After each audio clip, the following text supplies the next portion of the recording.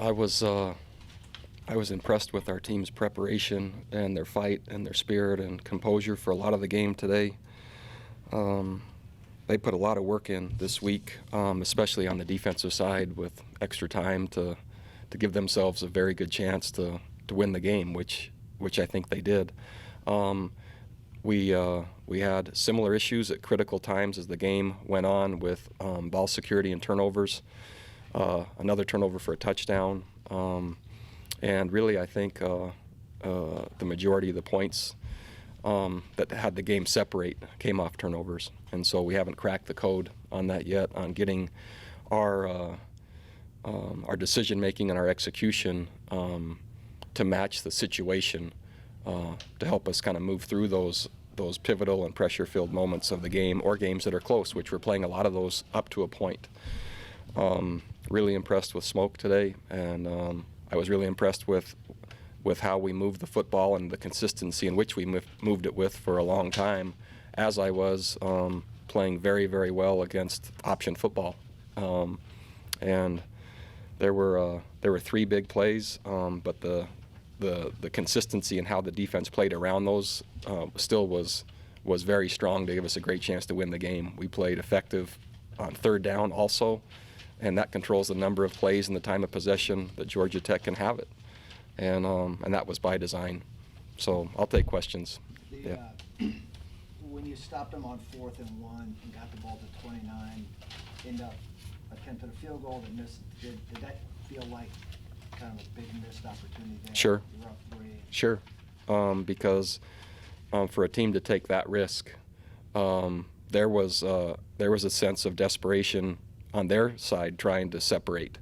And I don't want to speak for their coach. Just the sign is that they viewed that as a huge play and weren't able to convert with a team that runs the ball very, very, very well. And to have that on the 29 and to not have points, certainly. And to win close games and against good teams, those things have to happen. Bronco, with how windy it was today, how concerned were you going in with your kicking game? Mm. And knowing that it's been kind of up in the air. And we've been, we practiced, we had an early forecast all the way starting on Tuesday of what the winds might be, and so we had a plan for it, and we executed the plan in terms of the decisions we made, and the outcome was not what we hoped. Maybe in 2 critical situations, the field goal we just talked about, and then the kickoff that went out of bounds at the end, even though we played good defense there and they didn't score. Those 2 things were kind of, I'm sure I'm forgetting something, but those 2 at least stood out to me. You made the decision to go to Matt this week. What did you think of his performance, and do you think you have another decision coming? It was strong for a long time. We looked composed, we looked experienced, we looked like we were making good decisions, we were moving the ball methodically, we weren't taking things that weren't there or trying to force. But some of those things did show up later, and he did the best he could. And so a lot of that reflects the supporting cast also, but the one that's easiest to view is the quarterback, but he played well for a long, long time today. And yeah, assessment is something I'll do with the staff, and then we'll look at what we think is best for our team, best for each of those individuals, and best for our program and moving forward. If you looked at the stats, some of these are pretty amazing. Like first downs 25-8. Total offense 409 to 321, and you have the ball for 17 more minutes. Yeah, we have one of my passions is defending the option, and the kids did a really nice job. Few assignment mistakes, but they did a nice job giving us a chance to have the ball longer, get out of third downs, and give our offense opportunities to score enough points to win. The third quarter's been a problem for a while this season. Anything you could think? Man, I would like to, and I'm not certain yet what the exact issues are, other than, again, my easiest description is as the game moves on and they really, this team and this culture really has to believe they're capable and not be surprised by having the lead, or the true belief that they are capable.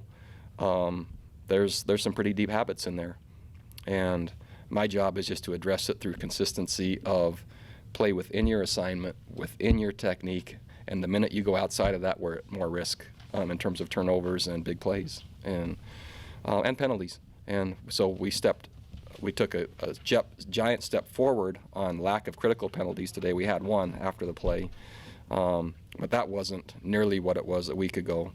Turnovers still hung in there.